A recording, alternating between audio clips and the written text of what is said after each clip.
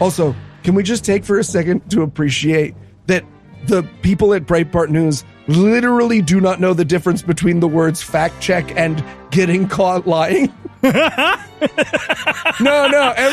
Every time we make something up, someone says fact check. That's just when you sneeze, you say gesundheit. When you lie, you say fact check. Trust me, I know I'm Breitbart News. Oh, that's so good. God awful movies.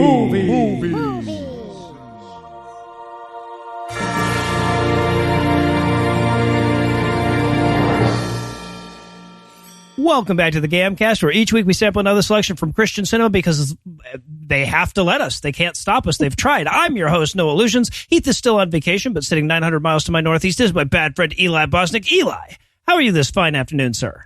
I am immortal, Noah. Oh, really? I will live forever. If bad movies are the life force, I just collected like all the Infinity Stones. I've done it. Yep. I'll never die. Yeah, exactly. You have assumed your final form.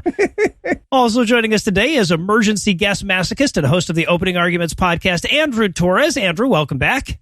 Noah, Eli, thanks, question mark, for this psychological torture experiment. I appreciate it. So you did not ascend to your final form. No, because my brain functions, or at least it did prior to this. Yeah, to be clear, Andrew packed up his one and only son and sent him off to college this month, and this is by far the worst. Oh yeah, not even close. All right, so tell us, Andrew, what will we be breaking down today? We watched My Son Hunter. It is the right-wing equivalent of a Michael Moore documentary if instead of every time Michael Moore would smash cut to, an embarrassed CEO saying something that might be out of context or something like that, they just made up stuff about Hunter Biden instead, and it still wasn't a crime. Right. The movie. Right. There you go. I've never seen a hit piece that has to stop so often and say, well, it was all legal, actually, that all of this stuff that we're talking about. What's on Hunter Biden's laptop? Hint, this movie will not even make a claim about that. Nope. Mm-mm. No, they'll be like, square. It is a square or a rectangle. Rectangle. It's really more of a rectangle. We're not ready News to make media a claim. confirms he had a laptop. Yeah. All right. Look, in the short term, this movie's probably the most useless thing ever put on film. But in the long term, I can see how, like, if you were teaching a libel class, this might be a really interesting example. You know how your like English teacher used to roll out the TV and play Reading Rainbow? I feel like legal professors should get to be like, all right, there's pop quiz. Every time there's a broken law, you get a point. And Eli, how bad was this movie? Well, if you loved The Big Short, by which I mean fast cuts and turns to camera, and literally nothing else about The Big Short, yeah, you will love this movie. It's The Bigot Short, everybody. The well done. Well, yeah. So that's obviously what they were trying for, right? That's the film dynamic they were looking at. But mostly this movie is just characters sitting around saying to one another, oh, you know what other corrupt thing I've done, apropos of nothing. Yeah. Right. This is a fictionalized story of Hunter Biden, and he'll just constantly turn to somebody and like, you know how I'm involved with the Uyghur genocide in China? Have I spelled that out for you? Let me spell that out for you. They wrote a character into the movie who is stripper whose turn-ons include you confessing to crime. Yes. So, yeah, no, I feel like the impetus for this movie was somebody at Breitbart looking at all the yarn and push pins in one of their mom's basement and going, guys, this is a fucking movie. All right? Hear me out. All right, so is there anything you guys want to nominate this one for being the best at being the worst at?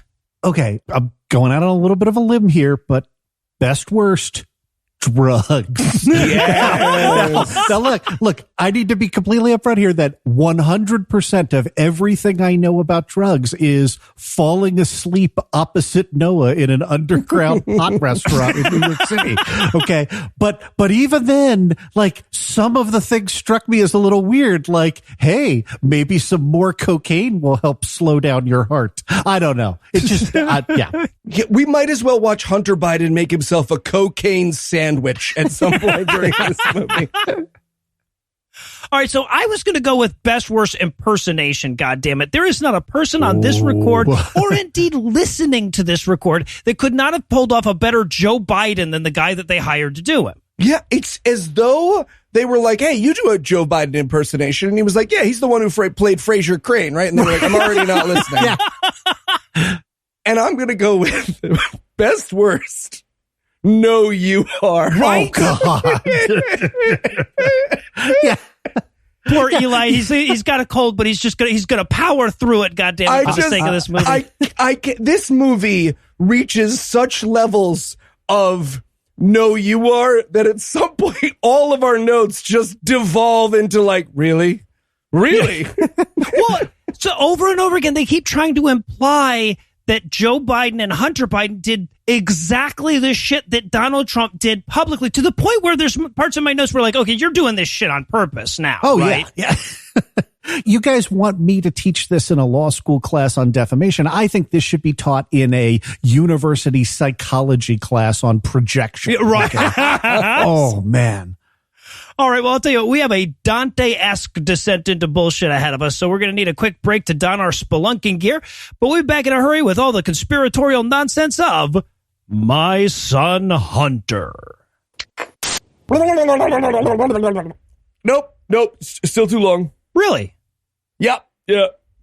Noah, what are you doing in my office? Did you install a shower head back there? Indeed we did, Andrew. It was childishly simple to hack your secure water line. But don't worry, you're going to be grateful because you're going to be the very first owner of the tooth shower. Eli, first, rerouting my water pipes is not hacking. And second, all right, I know I'm going to regret this, but what's the tooth shower? Oh, it's our newest invention. What are two things you always have to do every day, right? Shower and brush your teeth. Well, now with the tooth shower, you can do both at once. Yeah, our simple attachment uses the power and heat of your shower head to get your teeth brighter than ever with the power wash ability of a sidewalk cleaner. Mm-hmm. Guys, if you want to take better care of your oral health, why don't you just try Quip? Well, I like to think we're pretty pithy, Yeah, Andrew. I Quip all the time. No, Quip. Good health starts with good habits, and Quip makes it easy by delivering all the oral care essentials you will need to care for your mouth. The Quip electric toothbrush is loved by over 7 million mouths and has timed sonic vibrations with 30-second pulses to guide a dentist-recommended 2-minute clean. A lightweight, sleek design for adults and kids with no wires or bulky charger to weigh you down, and a multi-use travel cover that doubles as a mirror mount for less clutter. Oh, wow. So they sell toothbrushes. Is that it? Oh, not at all. They sell refillable gum that's sugar-free, has long-lasting mint flavor, and comes with a dispenser and refillable mouthwash that's 4 times concentrated. That's good for you and the planet. And Quip also delivers fresh floss, toothpaste, mouthwash, and gum refills every 3 months from $5. Shipping is free, guys, so you can save money, skip the hustle and bustle of in-store shopping. Man, all our oral health care needs delivered right to our door for those prices?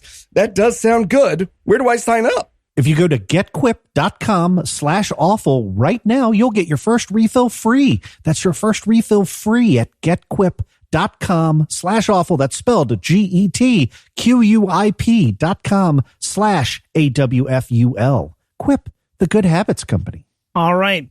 Sorry, tooth shower. I guess we're not going to be needing you after all. How were you supposed to breathe while using that thing anyway? It's very carefully. I drowned it a lot. He did. It's true. All right, guys, welcome to the first writer's room meeting for Breitbart's original movie, My Son Hunter, where we're going to expose the true story. By true, I mean so fake it's been repudiated by literally every credible news outlet of Hunter Biden's laptop. So don't hold back. Hit me with ideas, guys. What if we did it like The Big Short? You know, lots of cuts to camera, on-screen chyrons, stuff like that. I like it. Yeah. No, The Big Short was all about true stuff. Maybe people will think that this is true too. Ooh, and we can load it up with right-wing actors and celebrities. Oh, right. Like, what's her face? That guy. Oh, yeah. And that lady from The Thing who's a bigot now, so she's stuck with us. Which one of them? Oh, we'll get all of them. All right. Oh, and also, maybe we could spend like, I'm going to say more than half the movie exploring what we, the empathyless ghouls at Breitbart News, imagine Hunter Biden's grief to be like. Why would we do that? I don't know. I just feel like it would be a great idea for us here at Breitbart News to include a meditation on how hard it is to be Hunter Biden in our nonsensical download from our website only hit piece on him. Like an hour of it from every possible angle. I really want to get in there. Okay. And Joe Biden can talk funny. Oh, there you go. He does misspeak occasionally. And we're back by the breakdown, and the doublespeak bullshit is going to start in the goddamn logos when we're treated to a title card that credits this production to the Unreported Story Society. Yeah, because if there's one story that's definitely unreported in the right-wingosphere, it's Hunter goddamn Biden. Yep. Mm-hmm. Might as well say Unfake News presents. So we start off on Joe Biden going for a swim, and who's his Secret Service agent but Gina Gestapo or whatever from The Mandalorian? I initially had this as a joke line in there. Is this what Gina Carano is up to these days? Because, and then I was like, holy shit, that is Gina Carano. Like, wow. Yeah, I guess I just don't recognize her when she's not punching the juggernaut in the dick. But. No. Now she punches her career in the dick for a living. And I just want to point out how fucking tragic Gina Carano's tiny, minuscule little part in this shithole is, right? She will be wearing an oversized suit. They couldn't even get her a suit that fits her. Nope. And occasionally putting her wrist to her ear in hopes that someone might think that props gave her an earpiece, and then being like, nope. Those things that they just said are part of the movie. Yep. I'm Gina Carano. Yep. I was added to this script after it was finished. Yeah. I feel like if you could have sent this DVD back through time, Gina Carano would have shut the fuck up about trans people. Yes. She would have been like, you know what? Swimming doesn't actually matter to me that much. I'm going to go ahead and shut my fucking mouth is what I'm going to do. So Joe Biden goes for a swim, and she's his Secret Service agent, and she turns to the camera. They start the breaking the fourth wall thing pretty much immediately, and she says, by the way, this is not, wink, wink, a true story. Our lawyer made us say that. Yes. Yeah, there's a legal clause for not, right? That came up in the 1990s. That was Borat v. Bushhauser. Look, part of our defense in the inevitable GAM libel lawsuit is going to be that if you say not while winking a couple of times, it means not. So right, yeah. Yeah, she might as well say this isn't not an untrue story as they come in. So then we cut to this new newscast from December of 2019, and we're in the middle of this Black Lives Matter protest / fucking Bosnian uprising. Yeah. They're very unclear how much rioting to lie about, right? Because on the one hand, they've got people shouting and holding signs, and on the other, there appear to be buildings collapsing in on themselves to flame. It's Molotov cocktail attacks and shit, yeah. But yeah, this is, I guess, their first attempt at humor, because there's this terrible riot going on, and the newscasters are going we're here at the mostly peaceful Black Lives Matter protests. Right? Oh God!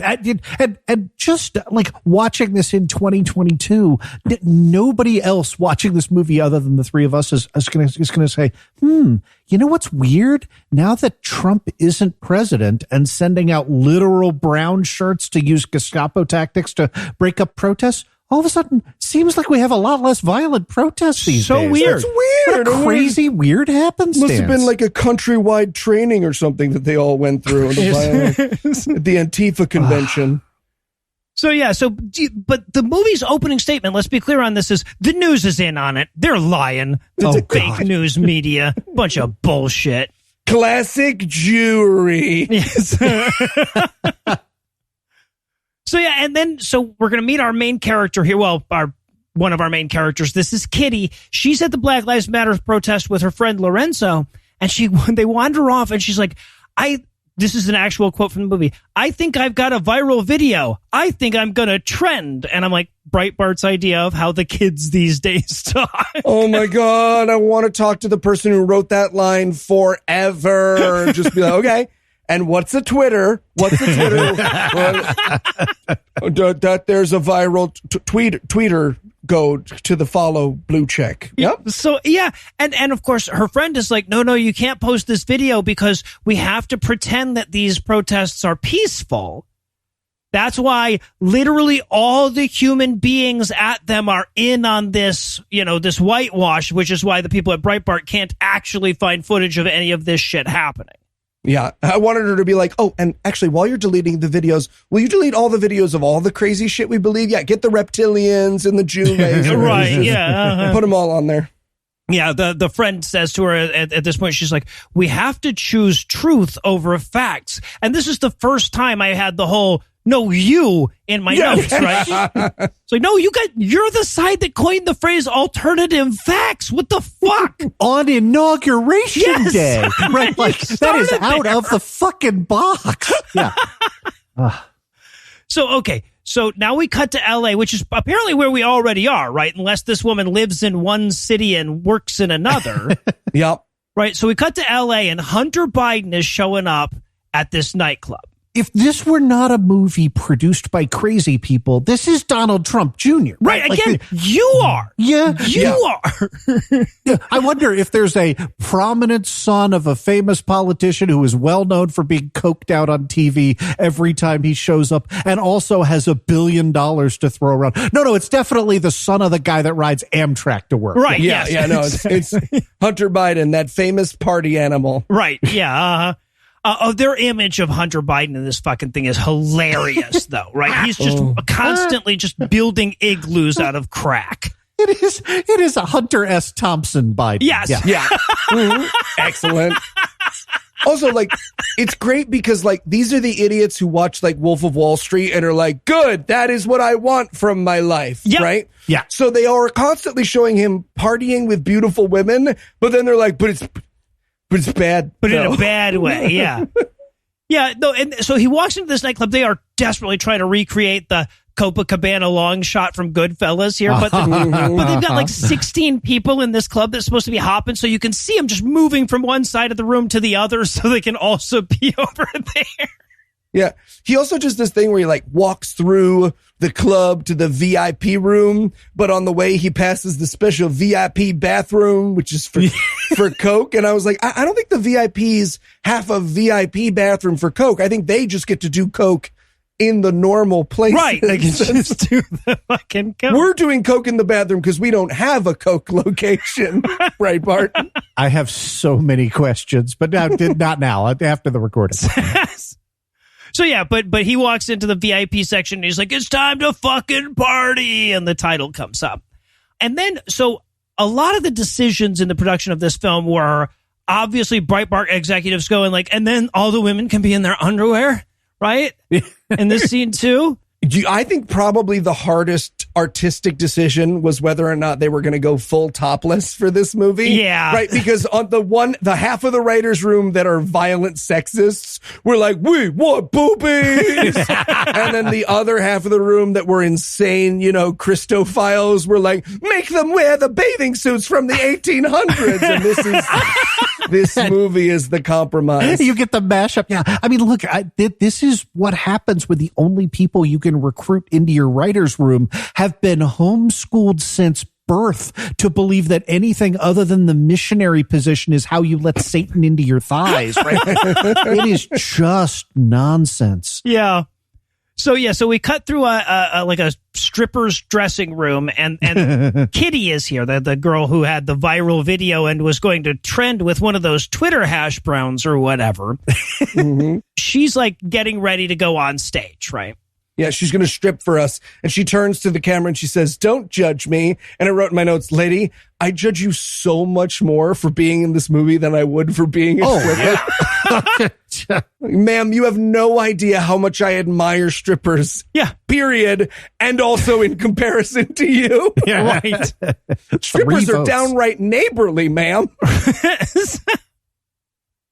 So we cut to the stage, and this is where Lorenzo is about to introduce her. Now, Lorenzo, they try to do that one joke that conservatives have about pronouns. Yep.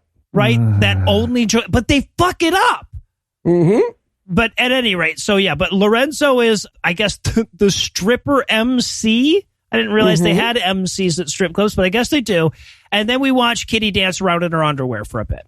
Oh yeah, in a striptease that could best be described as at gunpoint. Right? Oh yes. my God. She can't do any stripper moves, so she's just kind of like chilling against the pole. Right? Like, I should never be like, a 46-year-old man, could work that pole so much better than you.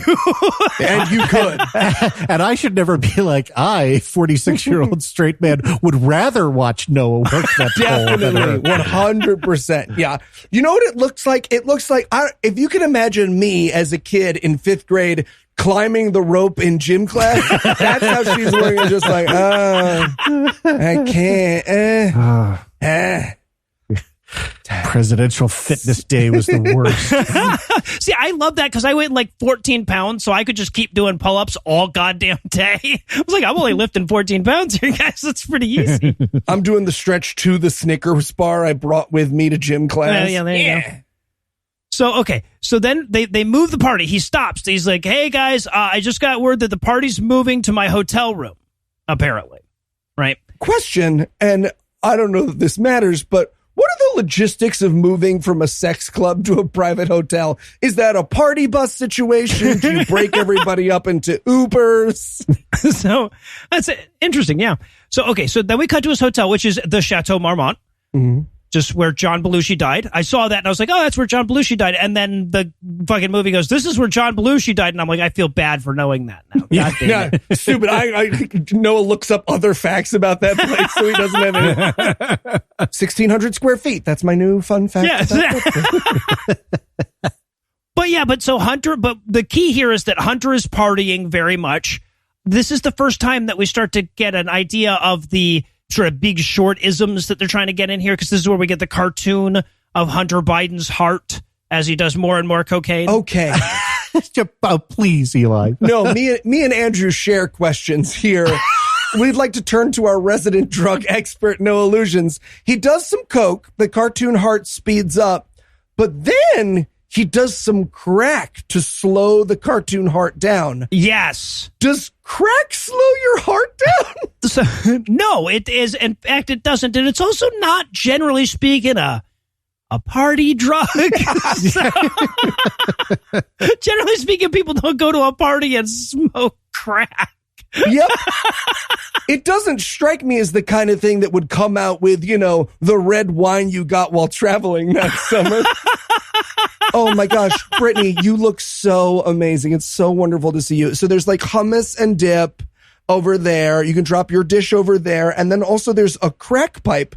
We baked some cocaine this morning if you would like some of that. Oh, God, there's one point where he's just drinking pills, and it's like, guys, you know how pills work. I need to be clear for the listeners here. This is not just a funny GAM gag from the wacky guy. They literally have a pint glass full of what appears to be Tylenol, and Hunter Biden is like sipping from it. It is it is not the first time that I was like looking around to see if I was being punked while watching this movie. Right. So, okay, but that scene wraps up. We cut to the next morning. Everybody's just passed out on the floor. Mostly half-naked women, because, again, the producers were like, and all the women will be in their underwear, right? And to be clear, what the movie has so far is that, you know what Hunter Biden did? A bunch of consenting adults had sex and did fun drugs. Right. Oh, no. They're implying that, but like, look, this scene is mostly just people sleeping in uncomfortable positions, right? Like, I literally woke up to weirder shit than this at AACon. Okay? I sure did. You damn right you did. I apologize for that, by the way. That's okay. I've said it before. So, yeah, and so he wakes up, Hunter wakes up, he's walking through this crowd, and then there's this, I guess they're going for humor. You have to there's context clues when they're going for humor, right? Because then there's this dog, and we're seeing thought bubbles, like cartoon thought bubbles, where he's talking to the dog. Yeah. And honestly, if the rest of this movie had just been Hunter Biden getting life coaching from a chihuahua, I would love this movie. The chihuahua has solid advice here, right? Like, you should, in fact, take the, coked up freeloaders and kick them the fuck out of your house. Like, this is the beginning of Trading Places, right? Right, yes. So he screams at everybody to get out, so they all wake up and leave. And then he goes into the back and he checks his backpack for more drugs and a gun. And as if to say, fuck you to us specifically, this is the last we will ever see of Chekhov's gun. Mm-hmm. Oh, yeah. Anyway, so he's holding the gun. And then Kitty comes. Everybody else has already left, but Kitty's still there. And she comes up and she says, please don't.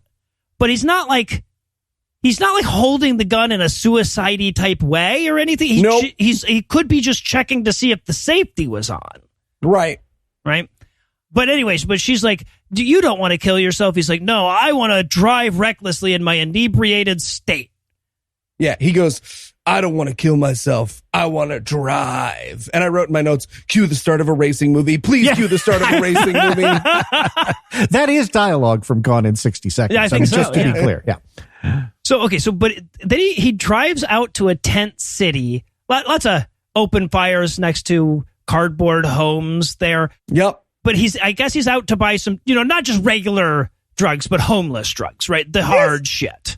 Because the idiots who made this movie think that rich crack addicts have to go to ramshackle cardboard crack dens because they don't have like crack dispensaries to go to.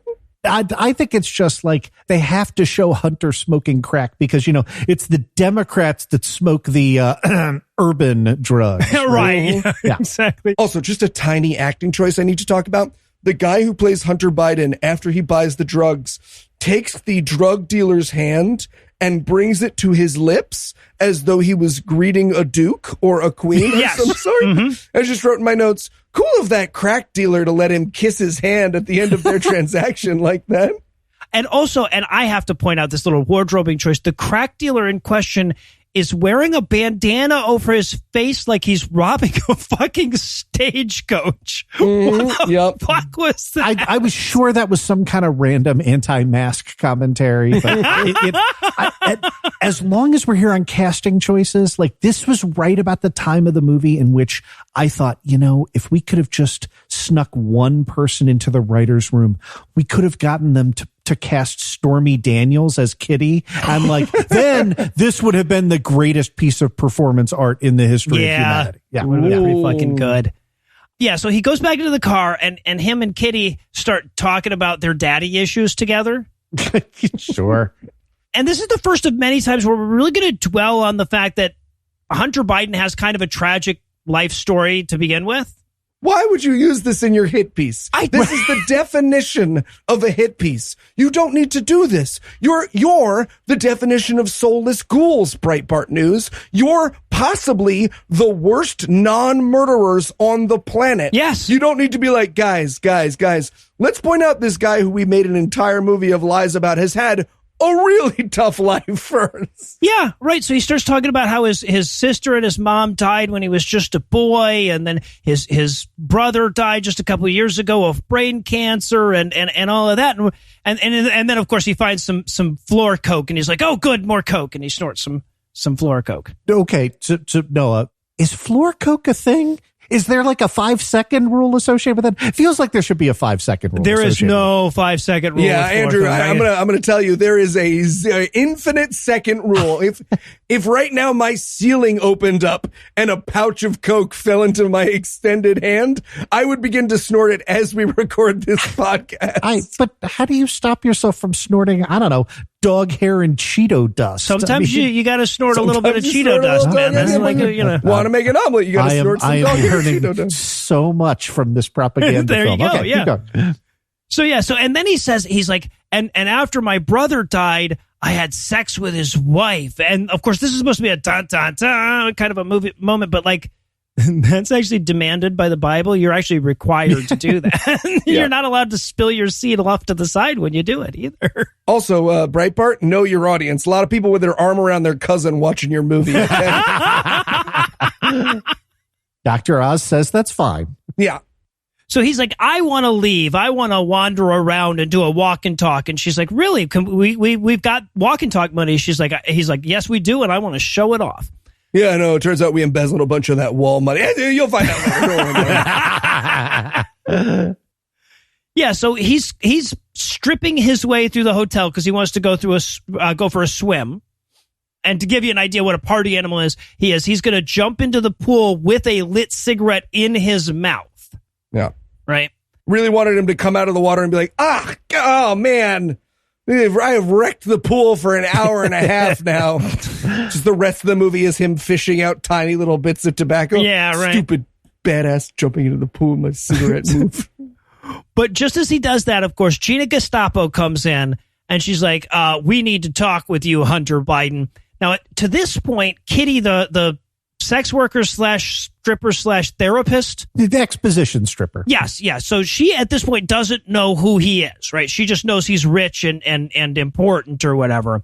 But when Gina Gestapo comes to get him, she follows along behind and sees him get into a car with none other than Joe Biden. By which we mean an old man. It looks a lot more like John McCain. This guy could probably pull off John McCain. Ooh, they were like on Cameo and they were like, okay, no Joe Biden impersonators. But the John McCain impersonator guy says he'll do it for a ride home from the bus stop. You make this movie shot for shot about Meghan McCain, I'm in. I'll do it. Yeah. There you go. All right, well, I'll tell you what. I guess the plot technically thickened just now because any movement would be a thickening at this point. So that's plenty of reason for us to take a quick break. But we'll be back in a minute with even more of My Son Hunter. This episode is brought to you by BetterHelp. Oh, McElroy brothers, you and your antics. Hey, Eli. You're there all wrapped in blankets, listening to the same D&D podcast over and over again. What's the matter? It's this jigsaw puzzle, Noah. I can't solve it. And so, this is the best way I could think of to solve my problem. I see. Well, Eli, have you tried therapy? Therapy for problem solving? Be real, Noah. I am being real. A therapist can help you become a better problem solver, making it easier to accomplish your goals, no matter how big or small. Wait, so you're saying therapy isn't just for big life problems or mental illness? No, not at all. Therapy has all sorts of benefits, and one of them is having a licensed professional help you work through your problems, no matter what they are. And if you're thinking of giving therapy a try, BetterHelp is a great option. It's convenient, accessible, affordable, and entirely online. You can get matched with a therapist after filling out a brief survey and switch therapists anytime. Wow, that does sound easy. When you want to be a better problem solver, therapy can get you there. Visit BetterHelp.com/awful today to get 10% off your first month. That's BetterHelp.com/awful. Thanks, Noah. I'll give it a try. Great. Now, will you help me open the studio door? It's stuck again. Ice cream and office reruns. Know what? Never mind. It's fine. It's fine. All right, quiet down, everybody. Welcome to our monthly meeting of right-wing actors who couldn't shut the fuck up. This week, I'd like to introduce our newest member, Gina Carano. How about a big round of applause for Gina, huh? Woo! Hi, everyone. Now, Gina, I know you're new, so let me give you the rundown. You, like a lot of actors, are a soft baby who's never had to read anything or learn anything because you just play pretend for a living. Yeah, like a child. That's right, like a child. And as a result, the vast majority of us are pretty fucking stupid. And this group is for the actors for whom our professional wranglers have failed to keep that stupidity a secret. Like Rob Schneider over here. You can do it. Yeah, it's classic. So good. Whoever would have thought that his grasp of social justice wouldn't be pristine? So, what do you guys do here? Well, mostly cameos. Not in the good way, like the website. See, culture is constantly reinforcing that our few remaining fans are wrong. So they turn to literal websites like Cameo to buy themselves happy birthdays, anniversary greetings, and just general reassurances that it's the world that's gone crazy, not them. Isn't that right, Kevin? Yeah, try the new Fun Pop game, token, whatever. Just tell me what to say. Wow. So, does this pay a lot of money? No, it pays tragically little money. Tragically little. Oh, but I still get to be in movies and TV shows, right? You sure do, technically. We've got download-only movies from right-wing hate sites. We've got news shows, right, with like very real desks. Hell, Deed even gets to like host Masters of Illusion on the CW still. They made me promise not to talk. All right, well, with that out of the way, I'll just go ahead and leave you in this room alone with Tim Allen, James Wood, Dean Cain, and Ted Nugent. I'm sure that'll go great for you, and we'll see you whenever I need some familiar face to point at our agenda. Oh, man. I wish I'd just shut the fuck up. Yeah, me too. Not me. Shut the fuck up, Ted. You shut the fuck up. And we're back for more of this shit. We're going to rejoin the action with, action. That's overstating it a little bit. We're going to rejoin the exposition, the entire movie worth of exposition, with Joe and Hunter conspiring together in the back of a car. Mm-hmm. Right? And this is where they have to defend the laptop narrative. Right. So keep in mind that the laptop narrative for Republicans is that Hunter Biden brought 2 of his laptops into a repair shop in a state he wasn't in at the time and left and never came back to get them. Right. And that the guy, the hardcore Trump supporter who runs that shop, just happened to notice that Hunter was there, waited until the 90 days was over, got this very incriminating information about him, and then went to the press with it. Yes. Right. And so that's what's happening, right? That's where we are in history, I guess, is Joe Biden is showing up to tell him that the FBI has his laptop, damn it. And I would have really liked, for purposes of someone who does not inhabit and only occasionally visits Crazy Town, for Joe Biden to go, okay, what exactly is on this laptop? But they can't have him say, he hints and does other stuff, but they can't have him say that because the answer is porn. Right. Yeah. Oh my gosh. Like, scandal of the fucking century. Like, there's porn on a laptop recovered from a computer repair center. You're right. Let's bring back the guy who stole nuclear secrets. Yeah. Yeah. Right. And to be clear, right, Joe Biden, the character of Joe Biden, will constantly say what's on that laptop throughout the movie. They will never give a direct answer because the answer is porn. What they want you to fill in, and what this movie does a terrible job of filling in, is emails with China. Well, yeah, so they imply that there's all kind of stuff, but they never can say it. Now, to be clear, what happened here is that a lot of Joe Biden's stuff was compromised, right? The stuff from his laptop, whether or not it was done in a legal way, as this story suggests, is unknown. But then it was interspersed with a bunch of bullshit, right? A bunch of bullshit was mixed in with that, almost certainly by Russia. And then that was all released.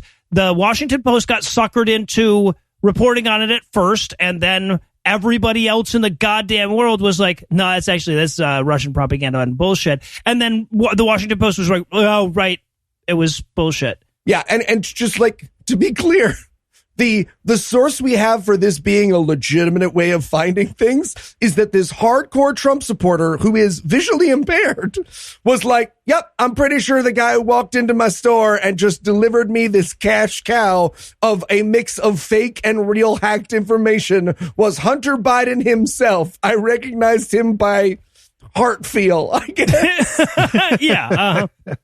And also, of course, Joe Biden has to say to him at this point, apropos of nothing, you have an illegitimate child whose mother is a sex worker. Just that kind of shit will constantly. And by the way, while that's happening, there will be some sort of a doodly doot in the background, like cartoon sound effects constantly. Yes. I'm going with Andrew's theory that the cartoon sound effects were like what the lawyer put in for, like, you must delete this. Yeah, right. Or so that it would be, well, this is obvious. Obviously, we're just making shit up now because there's a zoinks. How would there be a zoinks if we weren't making shit up? That's not the way lawyering works, but it is, I believe, the way this movie works. Oh, God. Andrew, please tell me that's the way it works. I'm going to go buy a soundboard in the middle of this record. Yeah. And just like, zoinks, the address of a Supreme Court justice. Yeah. Otherwise, we would have had the, like, gathering water montage from Fantasia playing in the background of every god-awful movie ever. Yeah. So while they're having this conversation about all the crimes that they probably are doing, but not specifically, we cut back to Kitty, right? She's still in the hotel room, and she's got out her laptop to Google Joe Biden's scandal. I'm sorry, to Gigio, because damned if Google was going to let them use their logo for this tripe. She's Gigioing a Joe Biden scandal. And possibly the least realistic part of the movie is that she's not finding anything, right? Yeah. She's, there's just no scandalous stuff about Joe Biden. Apropos of nothing, if you type Hunter Biden laptop into Google right now, like me, you will get 4.75 million hits. Right. So, Yeah. But yeah. Fun fact, if you type Hunter Biden laptop, Omega Brain comes out of your CD drive. It's just, they automatically send it there. I got lots of CG drives. I got a Commodore 64 in the basement too. Yeah. Right. So, and we cut back to the car, and of course they try occasionally, and I feel like they forget for very long periods that they were going for this, to have Joe Biden jumble his words up in a humorous way. Yeah. Here and there. At one point, he's like, hey, can this ruin my erection? And literally the movie goes, boing. Yes. But they're still, of course, talking about what's on the laptop. And he's like, a lot of naked selfies on it. My dick a lot. And also probably crimes. Right. Which again, like, the movie feels very confident in being like, his dick was on that laptop. And we're like, sure, yeah, my dick's on my laptop, man. That's the point. So where else would you put your dick? Yeah. So now we cut back to Kitty. Now she's brought her bodyguard Tyrone in. The movie will forget this character's name, but he's named Tyrone at first and then Daryl later. It's 100% true. Do you think it just had like, African American sounding name in the script? They literally forgot the black guy's name. Oh, yes. God. Absolutely. I believe that you're right, Andrew. It just said African American name in brackets when this character was referred to. Yeah. In the credits, he's K-Shawn Mencken. Yeah, right. And I just want to know, was it this actor's choice or was it stage direction of like, you must deliver every line like you're fucking Morpheus from the Matrix? Yeah. But it is, they have literally only ever seen Lawrence Fishburne act. They're like, like the guy who's the black like actor. you in the way that we can't say. Like, Right. Yeah. So he's helping Kitty now Google Joe Biden scandals. And she's like, I just can't find anything scandalous about him. And he's like, well, the problem is you're not using Breitbart. Which means, by the way, someone at Breitbart paid this black actor to recommend Breitbart so that a black person would have recommended Breitbart at some point. And it actually goes even a layer deeper than that. She's like, isn't that a super racist website? And he's like, yep. I'm black. It can't be racist. He says, quote, I'm the black face of white supremacy, and they both have a laugh about it, but you are though, right? Like you are defending a site that platforms white supremacists, like, yeah. And white supremacists already have their own blackface. They brought some from home. But yes, right. So a white person wrote those lines for an African American actor and then paid him to say them is what we're watching. We're the good guys. Yeah, and then thought to themselves, trail covered. Nailed it. Right. Right. All right. So we head back to the car. Joe Biden is yelling at Hunter for being a porn addict. Because again, that's probably something that really was on his laptop. Right. Mm-hmm. And in another no, you are moment. No, please go forward. Please proceed, Senator. Joe Biden says to him, and I quote, well, I could rape a girl on Fifth Avenue and the media would still just be talking about Trump grabbing girls by the pussy. The thing in the head. Did they say Fifth Avenue? They even say Fifth Avenue. Yeah. I'm sorry. I'll be back when I have collected the bits of my brain. No, that's all right. Around here somewhere. Yeah. I get it. Yeah. And then in one of the most like, oh God, these are real people moments of this movie, he then explains how he fucked not just his late brother's wife, but also her sister at the same time. Mm-hmm. Those are probably real human beings that they're making that cartoonish allegation against, that's Well, Noah, if we're not going to take the word of Hunter Biden's incredibly embittered ex-wife's biography, which went through several edits with White Ring Media consultants before it was released, then I don't know who to trust, okay? I'm sorry, but last time I checked, my exes actually say the truest things about me. Yeah, no, that's true. That's true. They do. So Biden's like, I wish you'd been the one that got cancer, and Hunter's like, I wish you'd been the one that died in the crash. And I'm just like, these are real fucking people. God damn it. And again, this doesn't need to be part of your weird hit piece. No. It doesn't. No one is sitting there going, look, maybe you participate in the Uyghur genocide, that's one thing, but do not talk to your father that way. I am no longer a fan of Hunter Biden. I'll say it right now. I don't love the Biden family structure. Yeah, there's one point, I don't even know what they were going for here. At one point, apropos of nothing, Joe Biden's character starts talking about the time he beat a man to death with a chain. I feel like that's there. Tell me, Andrew, did the lawyer make him put that like, you have to have at least one that's like claim that's so egregious we can point to it later and say, no, couldn't possibly have been. Right. Yeah. Your Honor, no one could possibly take anything that Eli Bosnick says on god awful movies seriously. Right, yeah. Within the first 3 minutes, the character of Eli Bosnick threatens. I've worked on this. On this sure. Okay, all right. Just in case you're wondering. Yeah. Andrew does it as he goes to sleep at night. I do.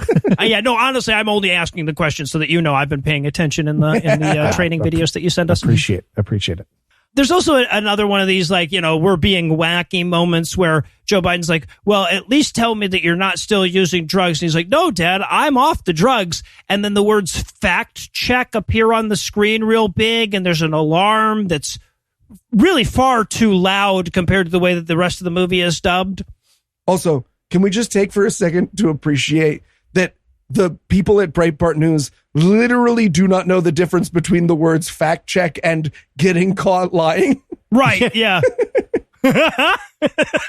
No. Every time we make something up, someone says fact check. That's just when you sneeze, you say gesundheit. When you lie, you say fact check. Trust me, I know I'm Breitbart News. Oh, that's so good. Oh, shit. So we cut back to Joe and Hunter, and they're going to talk about all their various shady deals in Ukraine and China for no reason and unprompted.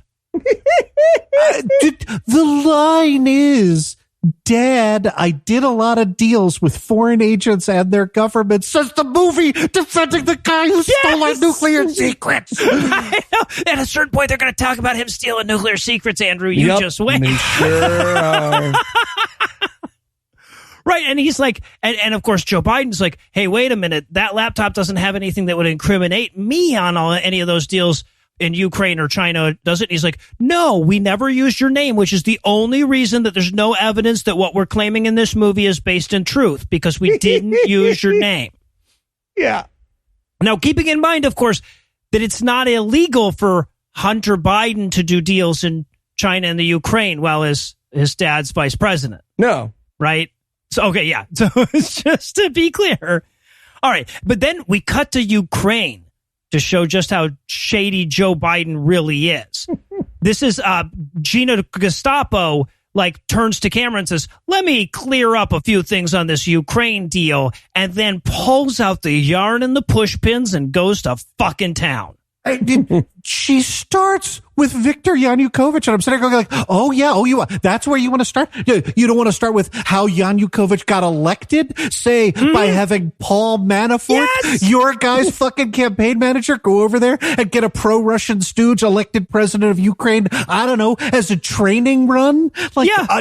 Right. No, exactly. And but let's face it, man. She didn't even bother to learn how to pronounce Yanukovych. So no, she calls him like Yukovich, or it was very. Let's talk about President Yakko Wacko Scattering and Dot. President Weird Al Yankovic. But she says, there's Viktor Yanukovych he was in a movie with Demi Moore, who was in a movie with Tom Cruise, right. So he's doing that, and we're watching it happen. So Yanukovych is sitting there in his little, I don't know, fucking evil murder den or whatever, and somebody says, "Hi, I'm a murder banker. I'm here to launder your money." Mm-hmm. But again, it's too many steps apart, so people just keep getting added and convoluting it more, right? Because if this was an actual conspiracy, right? If we were writing a mob movie, it would be like, "Hey, I'm Hunter Biden's associate, and I'm here to help you out." But instead, it's like, "I'm the murder banker. This is my caterer." Yeah, yes, also, right. This is her cousin. He's catered in the Four Seasons. This part involves REO Speedwagon, but bear with me, okay? Whose birthday just happens to be the same. Yeah, right. Oh gosh.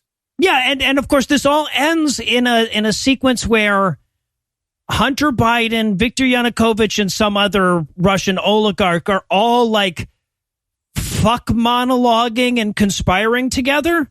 Fucking chicks together. Yeah. In the insane fever dream of connections that Breitbart News has made, Hunter, the very unfortunate crack addict Biden, was somehow a crack addict unable to not film himself jerking off on his laptop, and also participated in multiple orgies with genocidal leaders in Ukraine. Well, right, and also let's keep in mind that what this movie has done is it's like, Yanukovych knew this guy who was also bad, who knew this guy who was also bad, who knew this guy who was on the board of Burisma with Hunter Biden, which is basically the same as them all lining up and having sex together, right? and let's just we need to be absolutely clear about this. They put all of the criming here in the mouth of the person of Ivan Doloretsky, and I don't need to tell you that's not a real person, right? Like, and they would come back and be like, "Oh, see, it's all just the fun and the jokes of the game." But like the credulous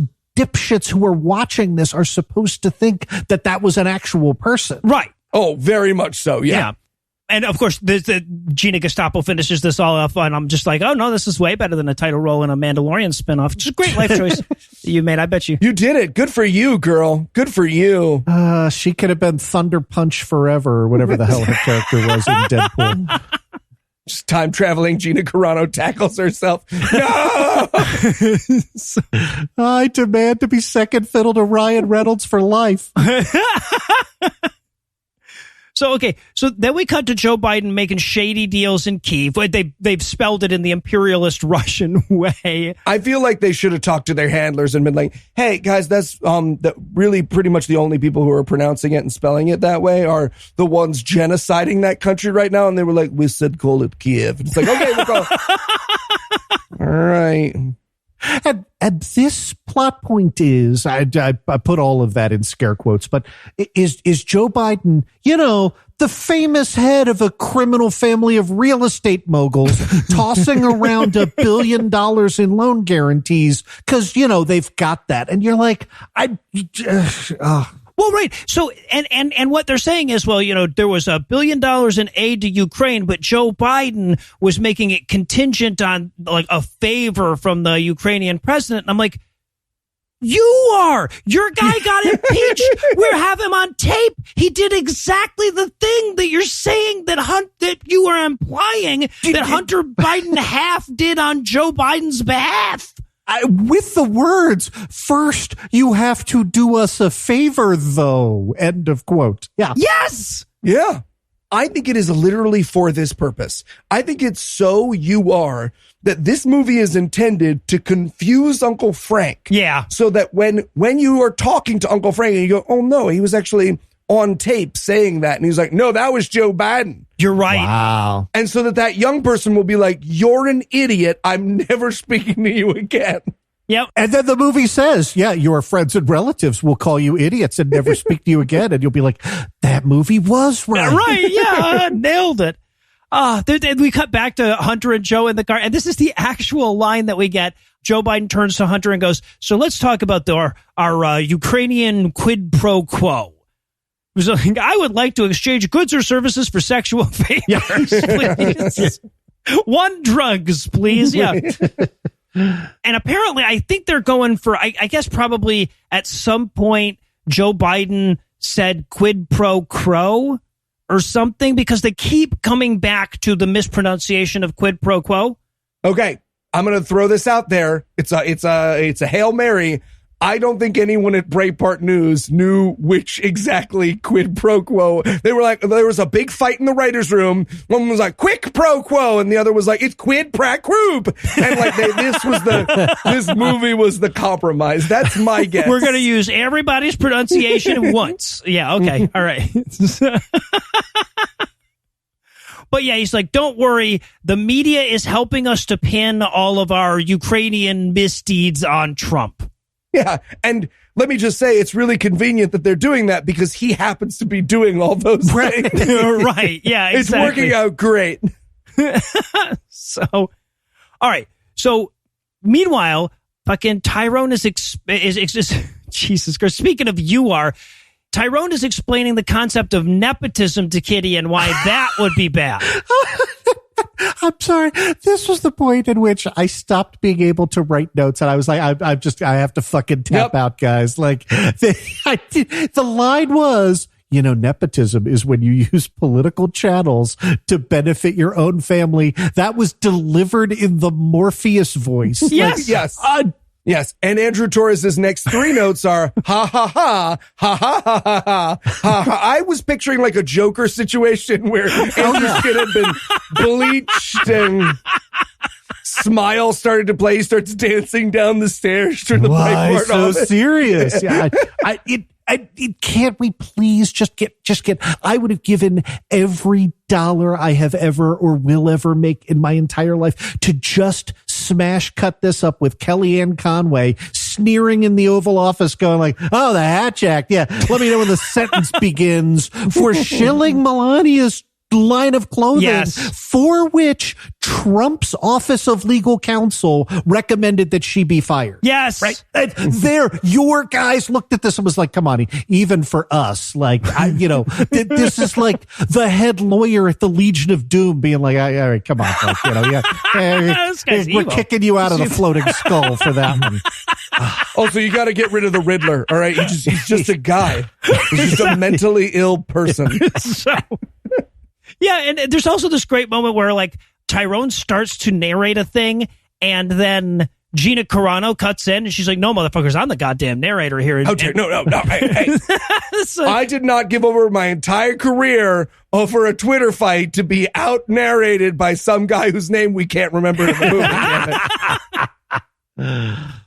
So, and once again, so a lot of this movie has to be spent with them saying, now, sure, these claims are not true, right? Because that's what she cuts in to say. They're like, and Hunter was in the Ukraine doing all of these terrible things. And yes, it is true that he never actually went to Ukraine. And then we're like, well, but then everything that you said has to be wrong. Yes, but I wrote in my notes, okay, I'm confused. What is their source if not the Bidens or the truth? Yeah. So, and then, of course, there's this weird scene where Joe Biden and Hunter are standing in front of a projector because that makes them look more sinister, discussing, Joe's cut of the Burisma deal. But the actors, they did it wrong. So the actors are just like, yeah, Dad, sorry, the light is in my eyes. Anyways, right. And also the occasional times when they've tried to, like, mesh in the bits of their story, like the Burisma deal we were told was $83,000 a month. Now, again, don't get me wrong. I would like to have $83,000. I would like to have $83,000 a month. But we have seen Hunter Biden, the character, casually throw $100,000 at like a strip club MC, right? Like the idea of Joe Biden needs to take 10%, eight grand, because that's daddy's taste. And you're like, what even is this? Oh yeah. No, Hunter, now I, Joe Biden, lifelong senator, can open a high yield savings account at Citizen Bank. You don't understand. I've got the minimum, kiddo. You do 4 more of these deals and Daddy can buy himself a Hyundai. Come on. Daddy can buy himself a Dodge Stratus. I plan to lease myself a Kia Sorento with this money, son. Jesus Christ. And then back with Kitty and Tyrone. Kitty's asking about Hunter's father's brother's nephew's cousin's former roommate, Devin Archer. Right? They're like, oh, you know who else was tangentially involved with Hunter Biden and eventually got arrested by the FBI? Again, you are. You're every single person he ever interacted with twice went to jail. That's your guy. The day that they released this movie, the guy who made your company what it is got arrested. Yes. Yeah. Right. That would be like if we were releasing this episode the day Heath got arrested. Yeah, for libel. This movie doesn't drop till next week. So yeah, that's fair. Yeah, no, you're right. So and then we cut to Hunter and this character Devin Archer, who we've just shoehorned in, and he's trying to beg Hunter to get him out of going to jail.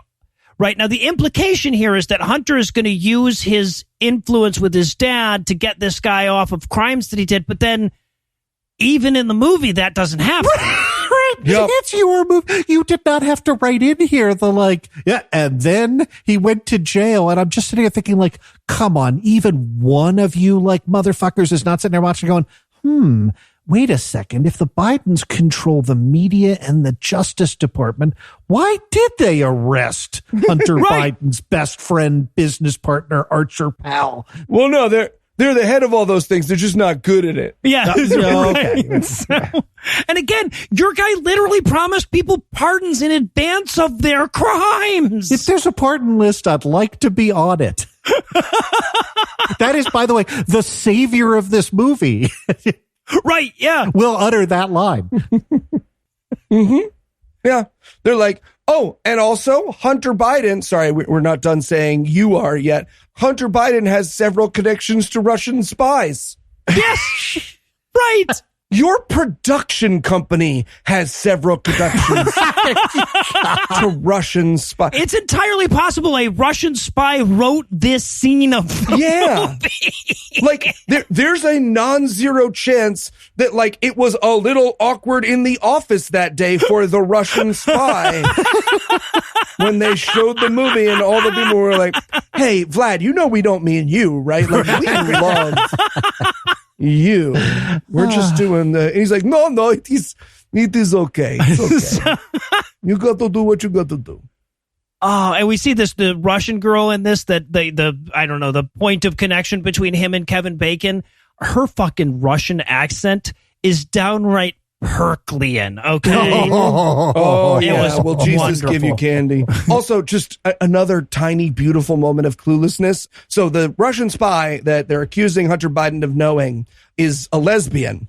And we see that because she is having missionary lesbian sex with another woman. That's how the two ladies do it, right?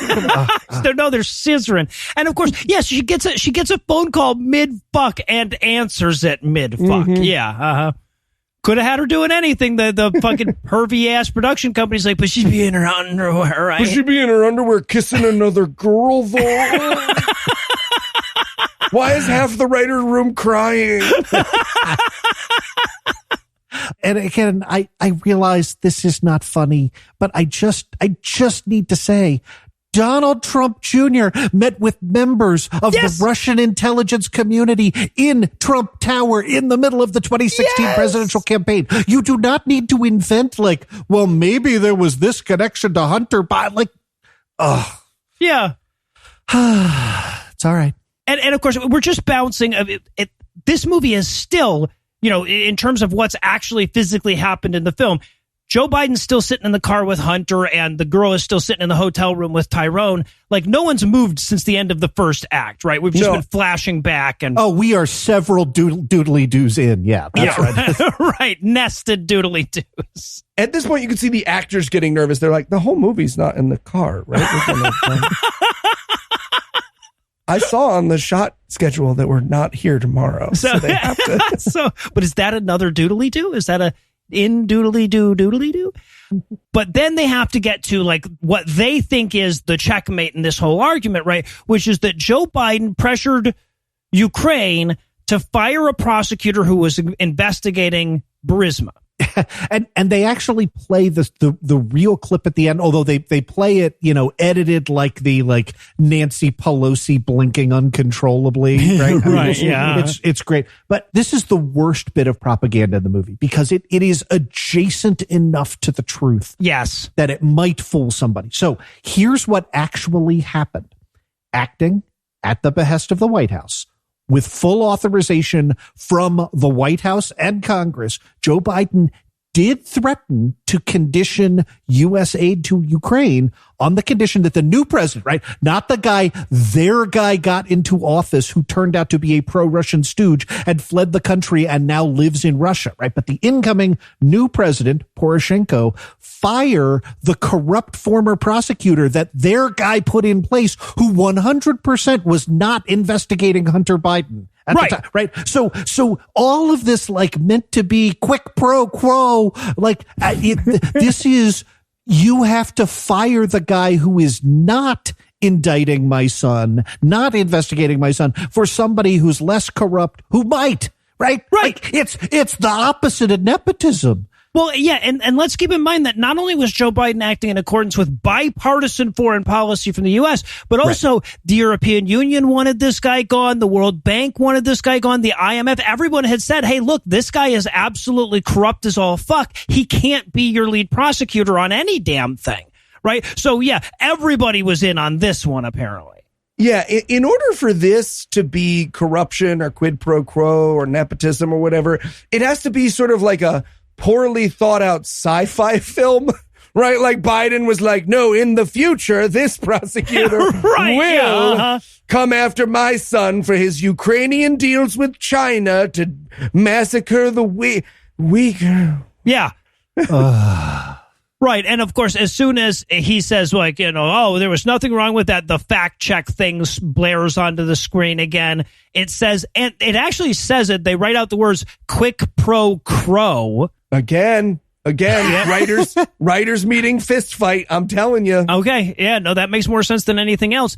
And then Gina Gestapo stops. She looks right into the camera and she's like, so weird because they accused Trump of making a phone call doing the same thing they were doing. And I'm like, but wait, accused? Are you saying that's not him on that phone call? We have the transcript. Right.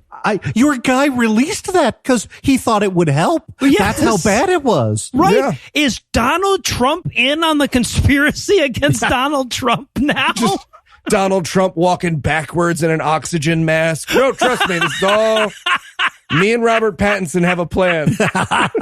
Trust me. Oh, and if you don't get that joke, shame on you. You should watch that movie. It's way better than people say it is. All right, so yeah, we cut back to Hunter and Joe. They're still in the car. They're still expositing because the screenwriters are so fucking vacuous that they couldn't come up with any way to get this information out into the movie other than one conspirator turning to the other and saying, "Remember that time when we blanked?" Yeah, right. I also want to point out that this point is, I'm going to call it the lightning round of just mean shit about Hunter. Very little of it is crimes. This is where they're just also his art is bad. Yep. Well, and he sells that art for money. That's probably corrupt. Yeah. And who has money? Joe Biden.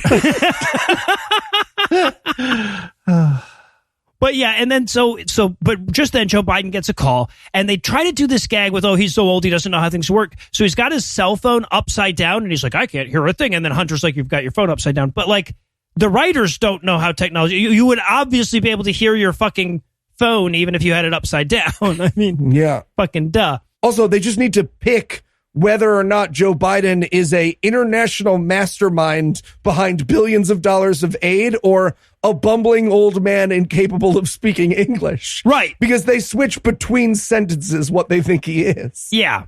Yeah. So he gets a phone call. It turns out that the FBI has subpoenaed the laptop, but it's okay because as they admit in the movie, the repair shop guy that they got it from is a Trumper. And the media is going to label it as a Russian disinformation campaign. So apparently that phone call was from the media.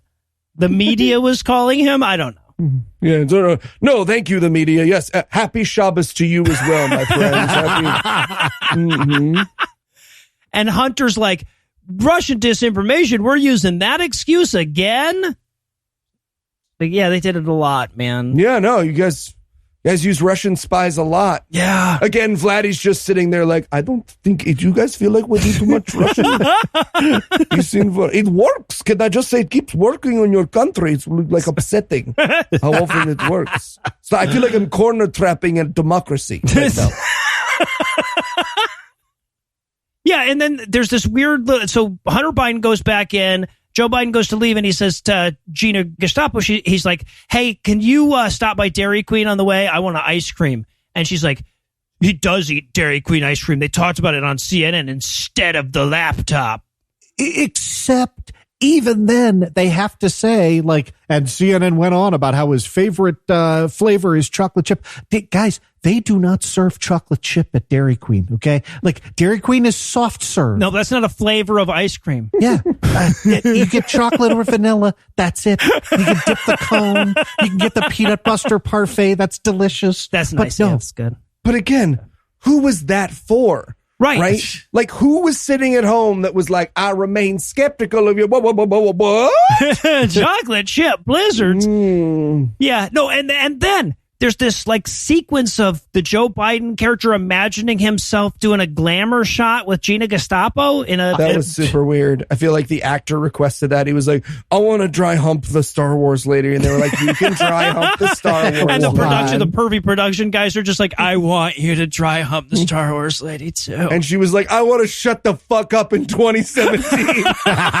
Oh boy, do I want to shut the fuck up. And just in case you're thinking to yourself, well, at least it's as bad as it's going to get, she turns to the camera and she says, also, I know this is I swear this is what she says. I know this is a little off topic, but Epstein didn't kill himself.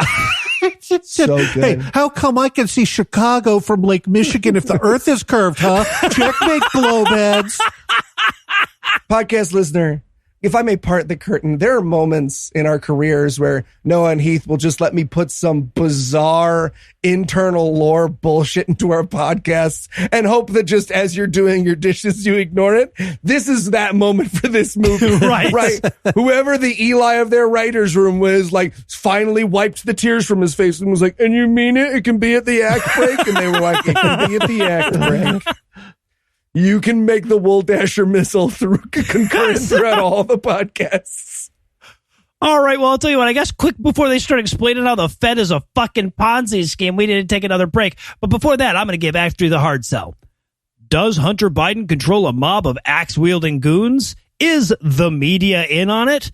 Are the Bidens responsible for the Uyghur genocide in China? Find out the answers an idiot would give to these questions and more when we return for the convoluted conclusion of My Son Hunter. And so then I'll be like, well, 2, 3, 4, 5. If you liked... No, I'm telling you, we got to give it at least a 10 count. Yeah, no, smart, because it could be on the ground. Hey, guys, you said you had a problem with this week's recording? We sure do, Andrew. Noah and I just realized that a lot of people aren't listening to our podcast on Raycon wireless earbuds. Oh, what are Raycon wireless earbuds? Raycon's everyday earbuds look, feel, and sound better than ever. With optimized gel tips for the perfect in-ear fit, these earbuds are so comfortable and they will not budge. Trust me. But if our listeners aren't wearing them, we need to build pauses into the podcast for earbud replacement. We sure do. Raycons give you 8 hours of playtime and a 32-hour battery life, which is plenty for our show. But in case they aren't wearing them, we're thinking of shortening the shows to 11 minutes. And 10 seconds. And 10 seconds, right. Plus, Raycons are priced just right. You get quality audio at half the price of other premium audio brands. Raycon gave us a pair to try when they became a sponsor, and I love using them when I walk, when I work, or even when I travel, which is why I, Noah Lugeons, personally endorse them as a product. Wow, well, those sound just swell. Where can I get a pair? Go to buyraycon.com/GAM today to get 15% off your Raycon order. That's buyraycon.com/GAM to score 15% off. buyraycon.com/GAM. All right, well... Andrew, they haven't gotten the Raycons yet. Right. Well, 2, 3, 4. That sounds great. We should probably tell him about the 10 count. He needs to know about the 10 count. Yeah, right. I understand that. But Heath, the company can't claim a tariff exemption for souvenir cheese. Well, look, there's no need for name calling. Look, Heath, I need to let you go. Eli and Noah are here for our meeting. No, I'm going to let him sit in any chair he wants. All right. Okay, look, I'm not going to talk to you while you're like that. Look, I'm hanging up now. Gentlemen. Hey, Andrew. Present. Oh, Eli, I've told you before, you don't have to bring a gift every time you come by. I insist. Spark plugs. Yeah, they're from your car. I washed them. Thank you. In the washing machine. Yeah, sure, of course. I got it.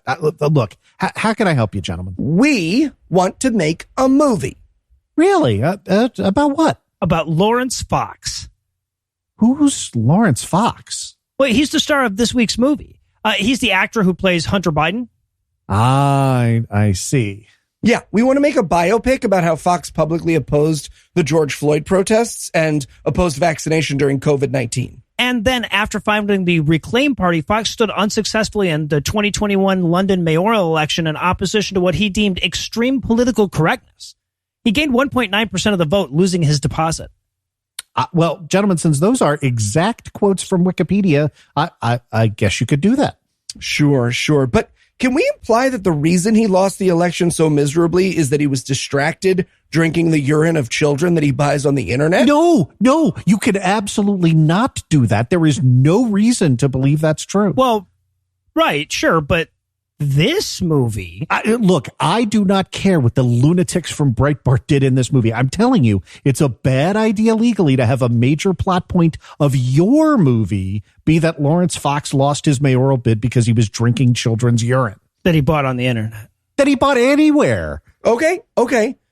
Can his catchphrase still be, Mamma mia, that's a nice tall glass of urine? No, and I'm pretty sure he doesn't have an Italian accent. Well, Italian people live all over the world now, Andrew. It's true. They're all over.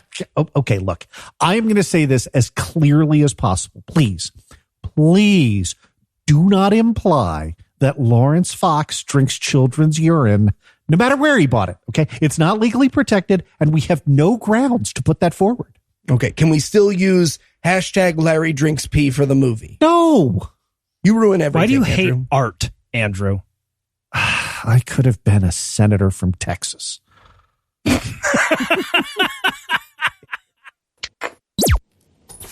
And we're back for still more of this shit. We're going to rejoin the action with Hunter heading back in from his car conversation that lasted all of Act 2 to chat with Kitty some more. This is where they forget Tyrone's name and he calls him Daryl.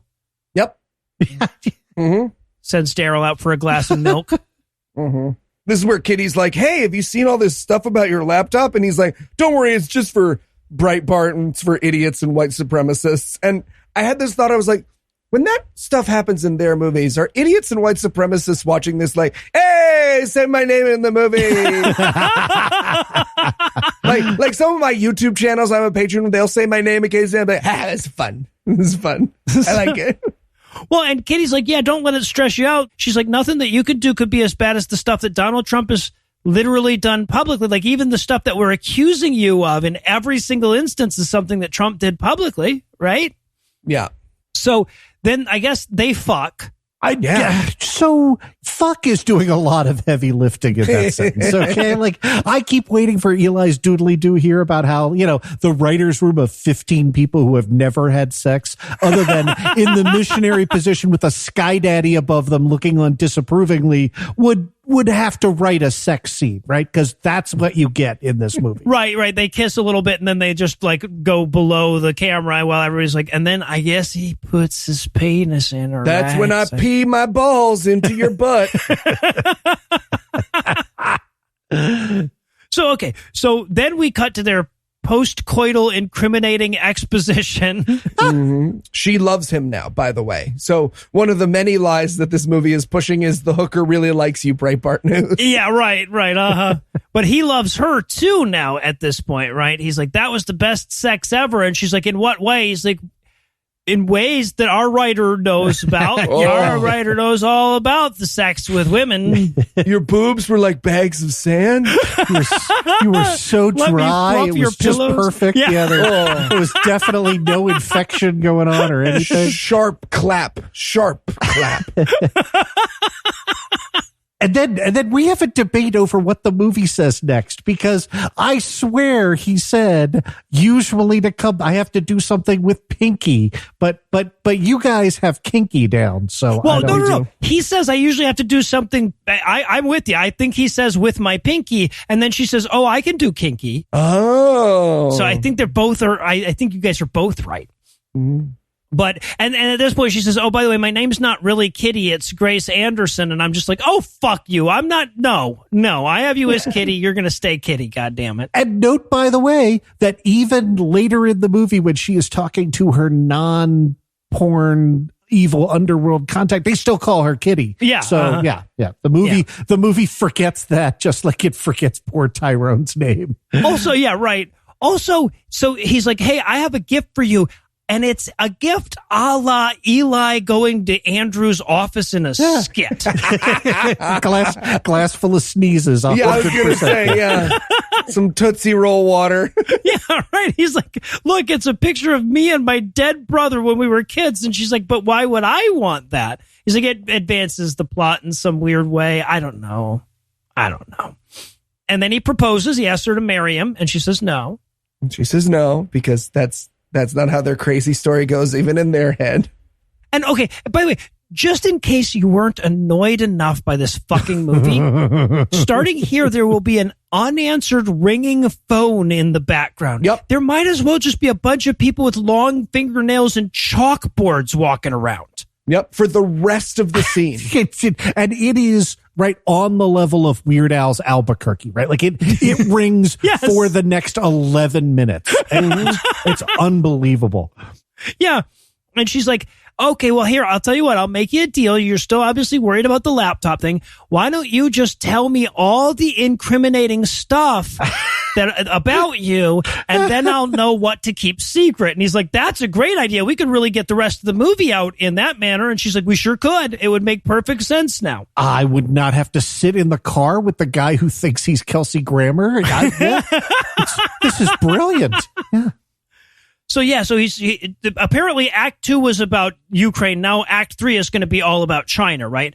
So he's like, China's a pretty sticky topic for me and my dad. And I'm like, Trump's daughter was literally granted 18 Chinese trademarks in a 2-month period while he was president at one point. You know that, right? When he says, "My dad and I don't talk about China," I wrote in my notes, "Same movie, same." And yeah, so he's like, "But so I was peddling my influence illegally in China and then somebody comes to the door. It's somebody with a hotel, and they're like, yeah, I've been trying to call you just to really annoy the fuck out of Andrew and Eli and Noah, but you have to leave." And he's like, "No, I'm rich, so I'm going to throw money at you until you go away." But here's the thing. He throws money at him, but then he's throwing credit cards. He's like, "Look, I got a bunch of credit cards." Is having a bunch of credit cards bragging? Because, gentlemen. Oh, what's this? Another maxed out Discover card? Yeah. I'm going to need a bigger wallet. So yeah, but they don't kick him out apparently. And then we cut to a different post-coital exposition scene, right? In the last one, she didn't have a shirt on, but in this one, she doesn't have pants on. Yeah. She's doing the classic dress shirt and nothing else, which she will have for the rest of the film, even though they're going to be in different locations. I really wanted it to like slowly grow sweat stained and start to stink flecks of food. When she leaves in a huff later, she will not do so with pants. No. Nope. No. So, but he's still telling her about all his shady dealings in China. So we flash cut to him meeting Chinese bigwigs. Yeah, we flash cut to him meeting Chinese bigwigs to a music note that I can only describe as, "You're trying to start a fight with a Chinese guy and you're in the wrong." The music is so offensive that, I mean this, if I were to do an impersonation of it on our podcast, I would be like, feels a little problematic to Yes. me.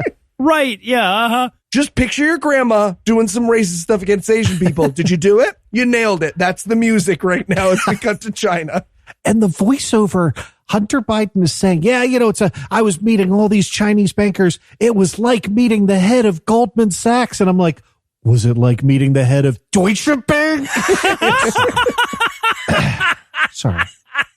Yeah, so they're tying more yarn to more push pins. He's like, and that's when I helped China build fighter jets and take over rare earth minerals. Yes. What? And seriously, Eli, like I get the sense you're a little, more adjacent to Crazy Town than Noah and I. It's like, what even is this supposed to be? Thank you, Andrew. Okay. Thank you, Andrew. I'm glad you asked. Because this is very important. As you know, the banking company that Hunter was temporarily on the board of was part of an international banking conglomerate. And several companies from China were also part of that conglomerate. Borrowed money from a bank? Yes. Yeah. Okay. All right. Was it Hunter Biden's bank, you ask? No, but it was a bank that was part of the bank conglomerate. Let me put it this way. You know how famous serial killer Ted Bundy banked at Chase, and so do you? You're serial killer Ted Bundy, Andrew. Understood. Got it. So, my Chase guy listens to this podcast, just so you know. no, right well, on. there you go. Hi, Dave. So, and also, like, once again in this stupid fucking movie, they have to have him say, now, of course, everything that I did was entirely legal. And she's like, oh, and then why are we even talking about it in this hit piece? We're just making shit up.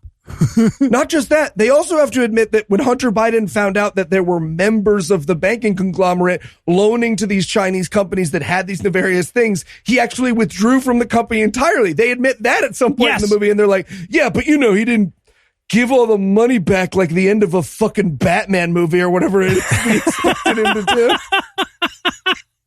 But before he can tell us any more of this convoluted conspiracy shit, he's going to need a little more crack, right? Yep. So he smokes a little crack, and we continue on, and she's like, wait a minute, aren't the companies in China communist? And he goes, well, yeah, it's a communist country. And she says, so what you're doing is really like communism light. That's the actual line that they give her. Mm-hmm. And he's like, yes, I am making millions through my communist corporation. Yep. My big money communism connections. So we see him meeting with more Chinese people communistically. Okay. I know that this scene is identical to the other scenes. I know we got to move on, but I have to talk about the birds. Because he meets the Chinese guy, and the Chinese guy is like, do you like birds? And he's like, well, I don't know. And he's like, this is my fetish. He says fetish. Fetish. I feel like someone should tell the people who wrote this movie that that's not what the word fetish means, or the people who wrote this movie introduced their fetishes way too openly and honestly. Oh, you like this table? I lie under it while people shit on me. That's, now let's get you that tip for that pizza, huh? All right. Oh, and of course, they're trying to do, more corruption stuff. And so this Chinese guy he's meeting with, he's like, it's such a shame. I'm having a lot of trouble getting my daughter into this very exclusive Manhattan school. If only I knew someone who could help me with that. Do they have to say Manhattan? Come on. Literally, Alan Weisselberg was indicted for this. Right? Yes. They could have said any other place on Earth. Like, what connections does Hunter Biden have to Manhattan? Like, this can't make sense even in their own fucking universe. Why is this movie doing this to my poor brain? You know the liberals, and the liberals love China, and the Chinese put their kids to school in Manhattan. It's a circle. It's a circle. Guy, you're CFO. I'm sorry. I'm trying. I'm trying to keep it together. But while Joe Biden was vice president, according to this movie, Hunter accepted gifts from Chinese people. Oh, actually, sorry. Wait, I have to clarify. This actually all happened while Trump was president. The thing that they're referring to actually happened after Biden was out of office. Yes. But he could be in office again someday, right, yeah. Noah. So, we don't know exactly.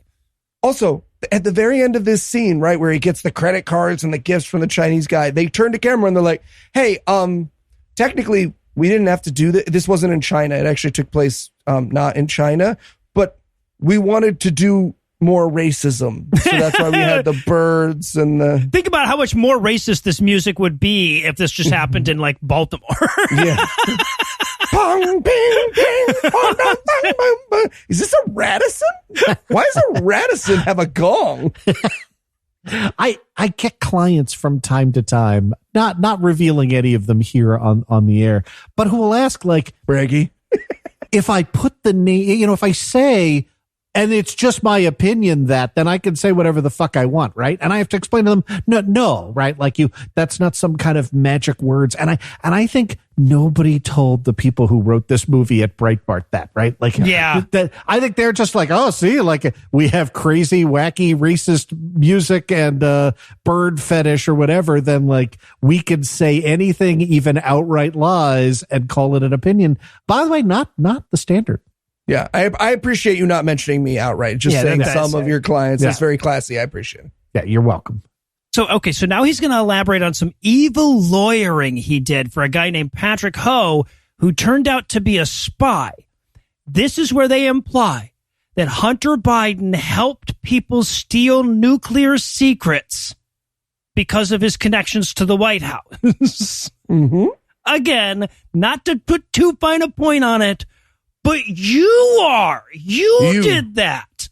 You released this movie.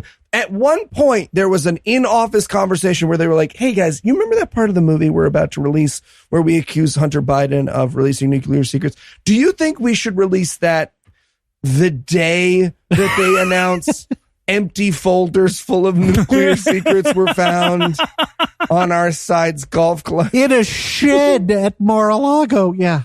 Yeah.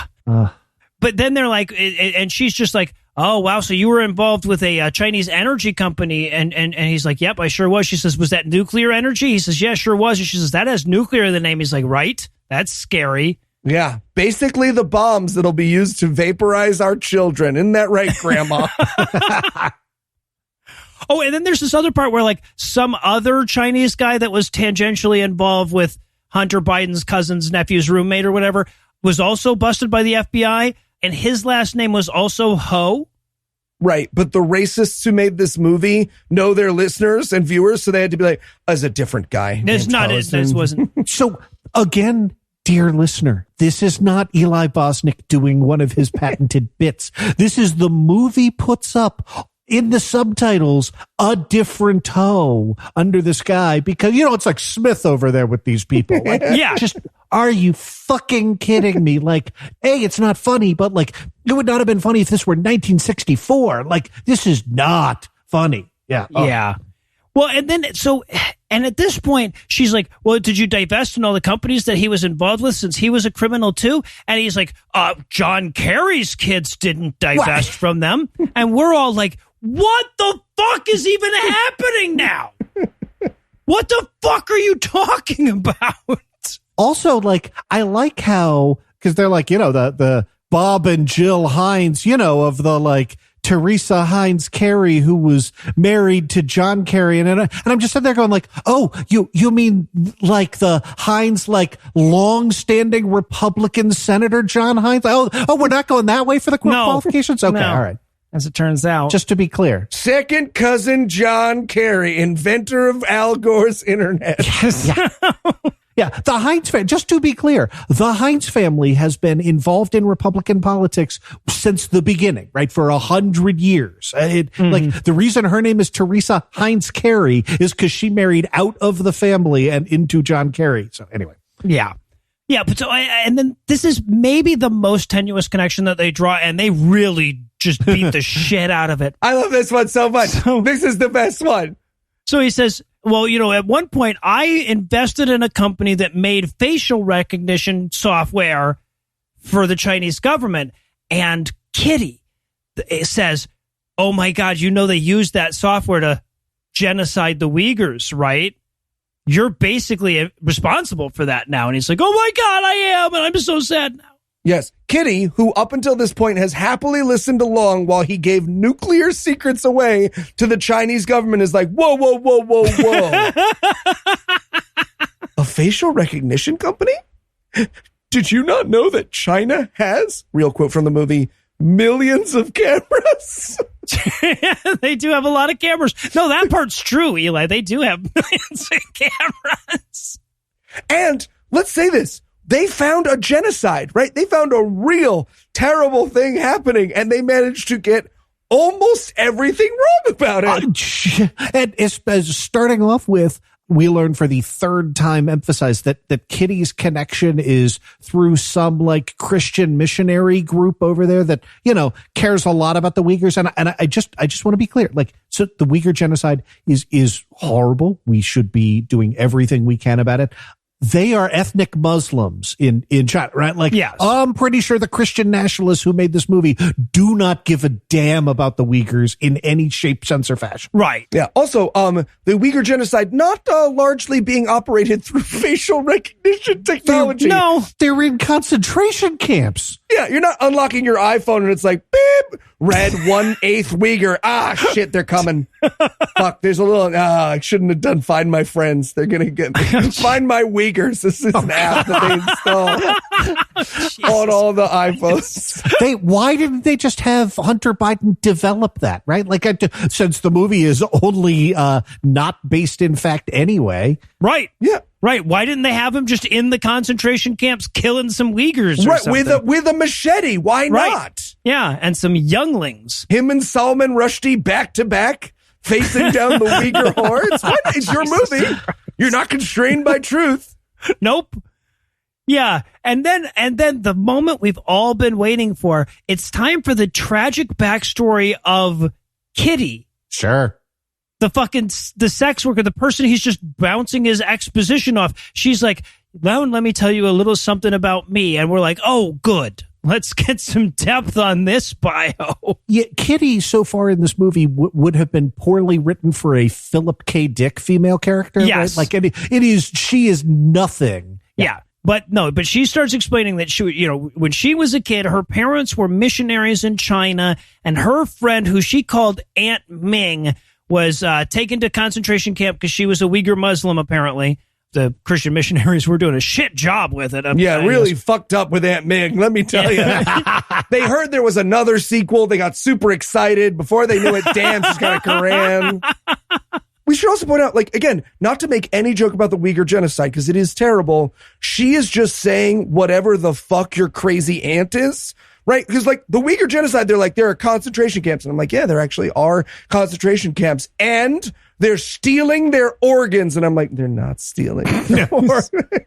Also, Ming, she goes, this is the best. She goes, Ming was raped. And then she disappeared, and we haven't heard from her since. And I'm like, wait, so then how do you know she was raped? Right, yeah, no, it's logistically that's true. Unlikely. Left behind a note, just so you know, we raped her before we stole her. Jesus Christ.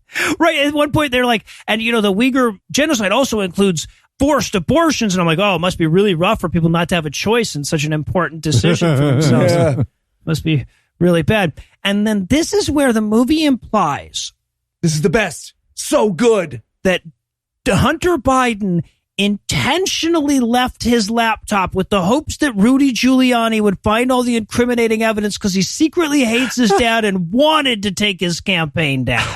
The we're inside your head Hunter Biden attempt of these soulless, thoughtless, empathyless ghouls is so fucking, the only thing I can relate it to is that occasionally our inbox will have a Christian who's like, I know deep down in your heart you love Christ, but you're afraid of his love. This is the movie version of an email I get to and delete before Noah tells someone to fuck themselves. Yeah, she says, you wanted to get caught. He's like, no, I didn't. I did not. He yells, I lost my Nantucket, which makes only slightly more sense if you've watched the entire movie with all of the fucking delivery of why is the doll burned, right? I lost my Nantucket. I lost my hand. I lost my bride. Cher comes in and slaps him. Snap out of it. But she's like, you know what? I'm out of here. And he's like, don't you want pants? And she's like, no, I'm leaving. So she leaves. Joe Biden calls, apparently to reconfirm their verbal commitment to the cover-up. Yep. I guess they just needed a phone call to happen at this point. Oh, and this is where he learns that Trump was just impeached for the whole Ukraine thing. So now he doesn't have to worry about the laptop, because that's really the reason the media didn't talk about the laptop. And you get Kitty turning to the camera and is like, in her best Sideshow Bob voice, is like, yeah, they're impeaching him for obstruction of Congress. Is that even a crime? Like, come on, what is that? And then there's this like serious moment where everybody on the screen kind of looks at each other and is like, right, but what is that though? We'd actually really like to know. We've done some shit here at the office, and we just think it might get back to us. If there's a pardon list, I would like to be on it. We would like to be on it. Yeah, right. So, okay, so she goes out on the porch and she's like, hey, Tyrone, he wants to talk to you. He still thinks your name is Daryl. Sorry about that, Tyrone. I don't know how to tell him. So he says, hey, quick before you go, I secretly recorded your entire conversation with Hunter Biden while you were talking to him this whole time. I've had this recorded. Even the parts when it was just the two of us together, and I'm going to flash back to that 5 minutes from now. Yep. Yes, yeah. Right. Yeah. Even though we've been in different locations, yes, I was recording the whole thing. I've been in the other room of all the locations, including the one where you were fucking in. I was in the other room. Yeah, what about the fireplace seat? Right. The implication here, of course, is that Tyrone just generally records her fucking her clients. So, yeah. That's a weird guy for Hunter Biden to have on his personal payroll. I just want to say it. I'll put the marker down on that one. Okay, judgy. I'm sorry that you don't have a full-time camera person to record your fucking, Andrew, but, at a certain point, you buy in bulk to save money. I'm not having this fight. All right. So she leaves. Tyrone goes in to talk to him, and he's like, hey, can you make Kitty come back? And he's like, really? You sent her out to get me to ask her to come back? Is that really what we're going with? He's like, that's apparently what we're going with. We don't have anything else. So she goes outside and she's listening to the incriminating evidence that Tyrone gave her, right? As Andrew said, even the parts where fucking he was in the car with Joe Biden. Mm-hmm. Yep. He just recorded the movie is what he recorded. And then she calls her dad. Now, we've established several times in this movie that her dad is a real asshole and she hates his guts, but he's a lawyer. So she's calling for lawyer advice from him, right? She says, hey, if I found something that's really incriminating, but it's incriminating to my side, what should I do with it? And he's like, oh, you should talk to Rudy Giuliani. You should talk to that bastion of legal knowledge and integrity, Rudolfo Giuliani. Yeah, so we cut to her later. First, we see her in the shower because, again, the production company's like, and then she would probably get naked. Gotta take a shower. You just got home from your big day of breaking up with your boyfriend. A sit shower. Yes, right. Yes, exactly. A sitting down shower. Hey, we've all taken some sitting down showers since 2016, Andrew. There's no judgment of a seated shower on this podcast. But she's in the shower trying to wash all the Hunter Biden off of her. And I just have the musical note here of, boy, that indie country star demanded that his demo tape be played at full volume for the next 11 minutes. Yeah. Holy shit, was that annoying. Yeah. Oh, it was like, apparently there's a level below Mumford and Sons, and this was that. Yeah. All right, this is just the Sons, without our dads bossing us around and telling us what is and isn't good music at last. So she's fresh out of the shower wearing a negligee, like you do. Like I do, of course. When she gets a call from Lorenzo at the fucking strip club concierge or whatever the fuck she was supposed to be. And she's like, hey, good news. That client that you were with, he wants to pay you a lot of money to come back and have more sex with him. And she's like, no, I'm done with all of that. No. Lorenzo's call is, hey, we have a huge payout for you so long as you stay quiet. And we're even going to call it a retainer. Like 100% this dialogue was lifted from Michael Cohen's trial. Like, well, they even have him offer to pay off her student loans because that's just like a Biden, right? But then, okay, so Hunter's very heartbroken because she doesn't want anything to do with him. And then she calls her reporter friend Bob. Now, we know he's a reporter because he's typing on a manual typewriter from 1964. Yeah, he's not just a reporter, he's a reporter from the past. he is wearing a fedora while typing on his typewriter. With a press pass stuck in the brim. It's so good. Yeah, but she's like, I have a story for you. We need to meet in person. And he's like, all right, let's go to like a park bench early in the morning when it's foggy. She's like, oh, that'll be great. Yeah.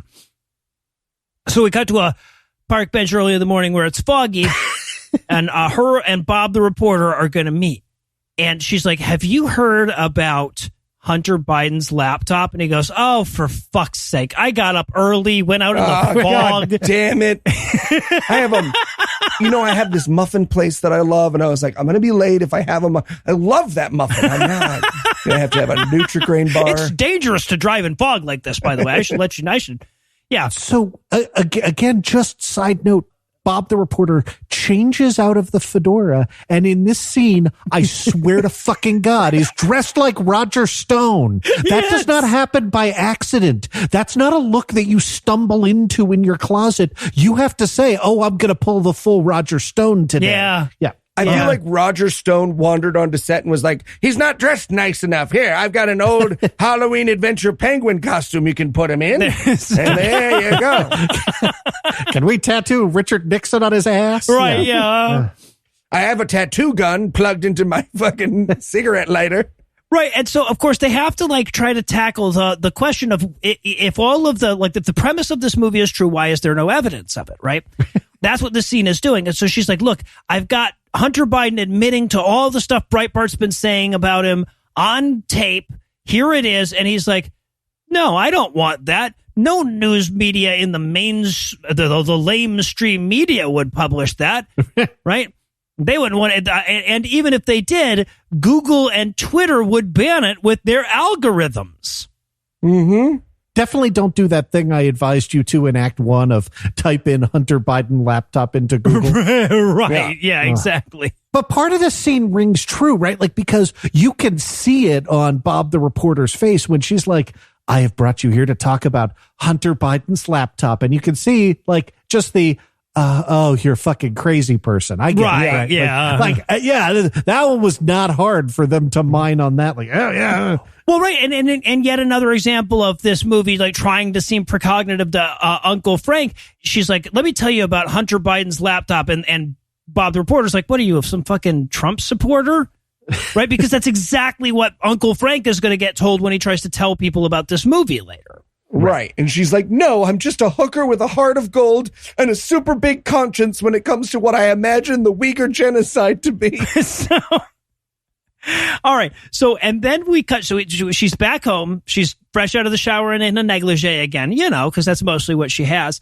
And then we cut to her. Like, okay, we cut to the person who wrote this movie, just like his mentions on Twitter. Right. Right. So she's sitting there on her phone, and we see on screen things like, you fucking lying bitch, you Nazi MAGA slut, you damn Trump supporter. All of that shit's coming up as though those are the texts that she's getting. I really appreciated that, like, all of the insults, and then it was just Trump supporter, and they were like, that's the one that hurts the most. Yeah, right, yeah. But just then, oh God, she gets a message from none other than Rudy Giuliani. No, you have to. The only person on the internet that was nice to her. You have to stop. I had to pause the movie. I watched this twice, and both times I had to pause the movie here and just I weeping howls of laughter. This is the man that a congressional committee went out of its way on national television to describe as drunk and flatulent. fraudulent on election night, right? Like I just wanted to cut away to the Breitbart writers room where Sidney Powell is like, you could have picked me to come save the day. And then everyone kind of eyes and is like, come on, Sidney. And she's like, I know. I laughed for so goddamn long. Yeah. And then, of course, we cut to a news report, a fictional news report about how, thanks to Rudy Giuliani, all the news stations that used to suppress this story now have to reckon with it. And we all know that the Bidens are a crime family. I'm sorry. It's Rudy Giuliani. I'm never getting over this. I just, yeah, a little bit of message here for Jim Trusty, a little bit of message here for Sidney Powell, for Alan Dershowitz, for every lawyer who has cuddled up to Trump over the last 6 years. You need to own up to the fact that Breitbart compared you, yes, you, to the guy who booked 4 seasons total landscaping while literally melting on screen and chose that guy instead. I hope you cry yourself to sleep at night, Jonathan Turley.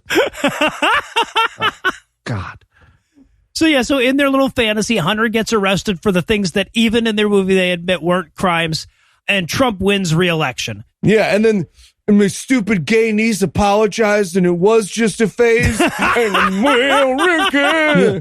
And it's totally right. You never have to use pronouns again. Yeah. I walked back into that car wash, and I was like, give me my jar back. And they were like, you can have it back, man. You weren't jerking off with the hose. You were just testing it in the smartest, most efficient way possible. And put your name at the top of his list. Honestly, if the rest of this movie was just its authors curled in a ball singing that song to themselves, Lee Greenwood, yeah. while the cameras were repossessed by whatever company was, it would be the perfect. They just rattled with their COVID coughs. Yeah. Oh, Jesus Christ. Yeah, but then that turns out to just be Kitty's dream, and in reality, the truth never did come out. We see her, she's moving away. And you know how you were really tied up in her relationship with her dad at this point? Yes. Oh, yeah. They reconcile. So. Oh, good. And as they're getting their big hug in and fixing their relationship, she turns to the camera and she says, and I quote, "But maybe in the end, the truth itself has become the fairy tale."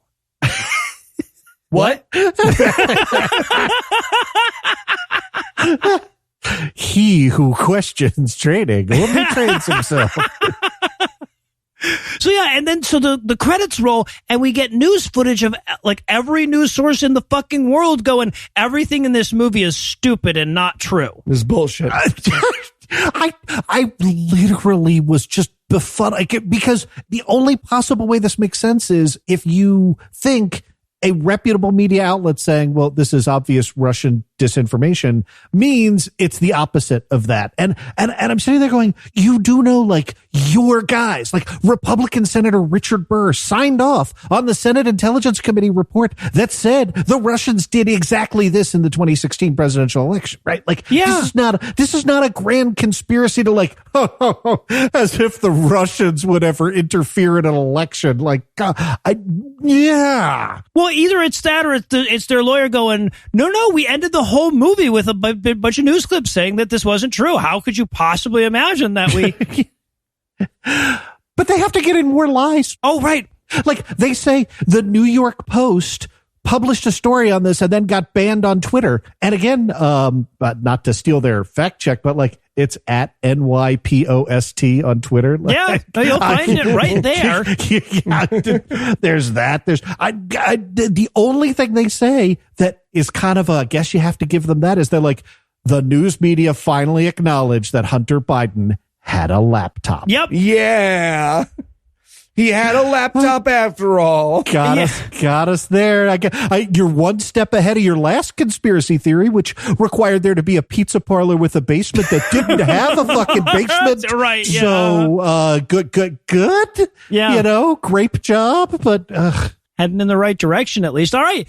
So I guess the obvious question to close things off with is, assuming that this movie has the kind of success that Breitbart was hoping for, what right-wing conspiracy theory do you want to see him make into a movie next? The one about how Joe Biden sent his coked-up son to negotiate with Russian oligarchs and intelligence operatives to build a giant 100-story building. We could even call it a tower with Joe Biden's name on it in downtown Moscow during the middle of a presidential election. And his campaign manager could have managed the campaign of the pro-Russian stooge. And I'm sorry, I'm getting verklempt.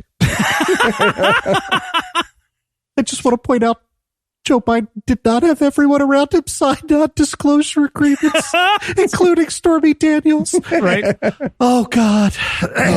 See, and I was going to go with a heist film about Antifa faking January 6th. Oh, there you go. That could be a fun one. Did we've left unstated that our kitty protagonist and the MC at the sex club were also part-time Antifa agitators, right? Like Yeah. We introduced at the beginning. Yeah. Still, but that got lost, I think, by the end of this. Important to remember. Yeah. All right, so I guess that's going to do it for our review of My Son Hunter, but that's not going to do it for the episode just yet because we still need to tantalize you for next week. So, Eli, tell us, what's on deck? Shelley, a young American girl, is attracted to two men for their idealism. One is a missionary, out to change the world through the power of God's word. The other is a terrorist who plans to change the world through bombs. We'll be watching 1979's Crossfire. Oh, I've been waiting on this one. Okay, so with that to look forward to, we're going to bring episode 369 to a merciful close. Nice. Once again, a huge thanks to Andrew for helping us out with on pretty short notice this week. Be sure to check him out on the Opening Arguments podcast and Clean Up on Aisle 45, which you'll find linked on the show notes. And perhaps even huger thanks to all the Patreon donors that help make the show go. If you'd like to count yourself among their ranks, you can make a per episode donation at patreon.com/godawful and thereby earn early access to an ad-free version of every episode. You can also help a ton by leaving a 5-star review and by sharing the show on all your various social media platforms. And if you enjoyed this show, be sure to check out our sibling shows, The Scathing Atheist, Citation Needed, D&D Minus, and The Skeptic Crowd, available wherever podcasts live.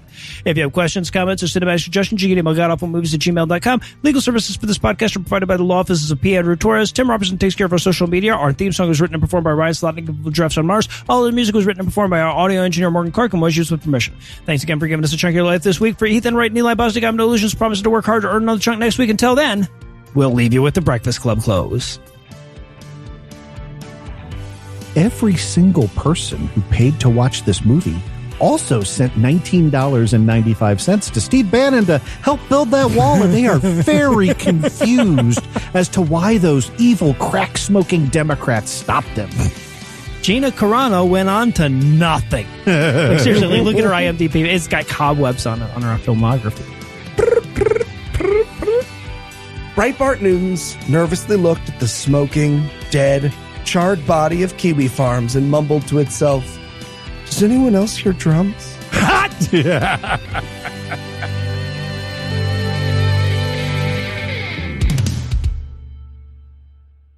Andrew, I hear they're looking for somebody to take on Queen Elizabeth's corgis. You have she's got a lot of corgis. All of them. I will turn my house into a corgi preserve. Yes.